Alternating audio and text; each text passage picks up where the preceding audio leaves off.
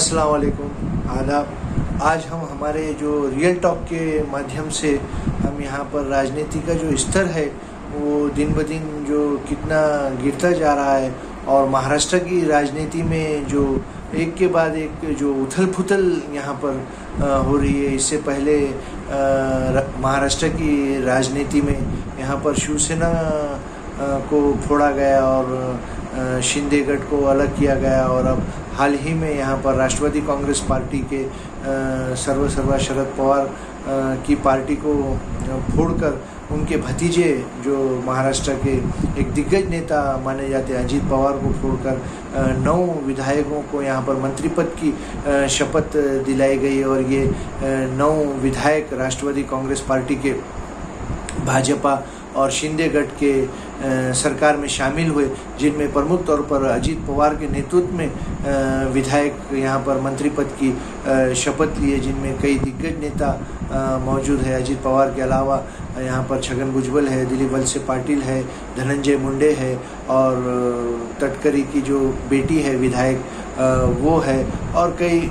नेता यहाँ पर शामिल है। और फिर एक बार महाराष्ट्र की राजनीति में एक नया अध्याय जुड़ गया और राष्ट्रवादी कांग्रेस पार्टी को भी यहाँ पर फोड़ा गया और आरोप प्रत्यारोप का दौर एक दूसरे पर नेताओं का यहाँ पर शुरू हो गया है। और महाराष्ट्र में पिछले 1 साल से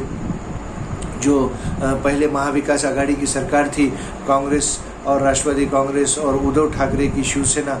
ये 2.5 साल अपना कार्यकाल पूरा किए और कोरोना के बाद जैसे ही एक नया भूचाल यहाँ पर राजनीति में आया और शिंदे गट बन गया और एकनाथ शिंदे ने 40 शिवसेना के विधायकों को लेकर एक अपना गठ बनाया और सरकार भाजपा के साथ मिलकर स्थापन की गई और एकनाथ शिंदे मुख्यमंत्री और देवेंद्र फडणवीस उप मुख्यमंत्री बनाए गए। अब उसी की तर्ज पर पार्ट 2 के तौर पर यहाँ पर राष्ट्रवादी कांग्रेस पार्टी को फोड़ा गया और उनके 9 विधायकों को यहाँ पर मंत्री पद की शपथ दिलाई गई और अजीत पवार को यहाँ पर उप मुख्यमंत्री पद की शपथ दिलाई गई और महाराष्ट्र सरकार में 1 मुख्यमंत्री और 2 उप मुख्यमंत्री यहाँ पर कार्यरत दिखाई दे रहे हैं। और ऐसे में महाराष्ट्र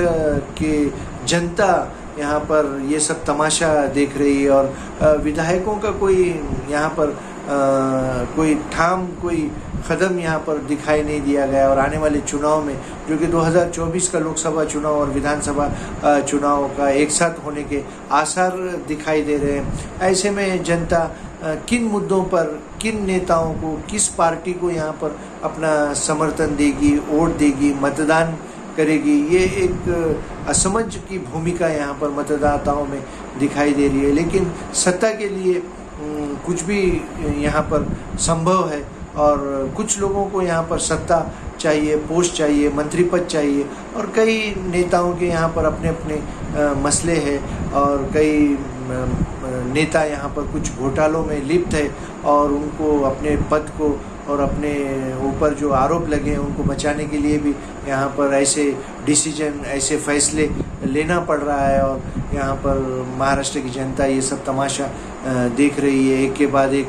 नेता यहाँ पर फूट रहे हैं और सरकार में शामिल हो रहे हैं और अपने जो बरसों की, जो सालों की जो मेहनत है और अपने नेताओं की जो आस्था है, विश्वास है, श्रद्धा है, उनको तोड़कर कहीं ना कहीं वो अलग फैसले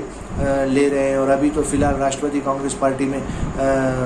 शरद पवार और अजीत पवार में 2 गुट यहाँ पर बढ़ गए हैं और आधे लोग इधर हो गए हैं और आधे लोग उधर हो गए हैं। और इससे पहले भी उद्धव ठाकरे की शिवसेना में आधे लोग उद्धव ठाकरे की तरफ हो गए और आधे लोग एकनाथ शिंदे के तरफ हो गए और ये सब तमाशा महाराष्ट्र की आम जनता देख रही है। और ऐसे में नेताओं को आम जनता के मुद्दों से कोई लेना देना दिखाई नहीं दे रहा है। उनको सिर्फ अपना पद, मंत्री पद और अपनी पोस्ट के लिए वो लोग कुछ भी कर रहे हैं। एक तरफ किसानों का मसला है, बेरोज़गारों का मसला है, महंगाई का मसला है और अभी फ़िलहाल बारिश के दिन शुरू हो गए, कई जगह पर बाढ़ आ रही है और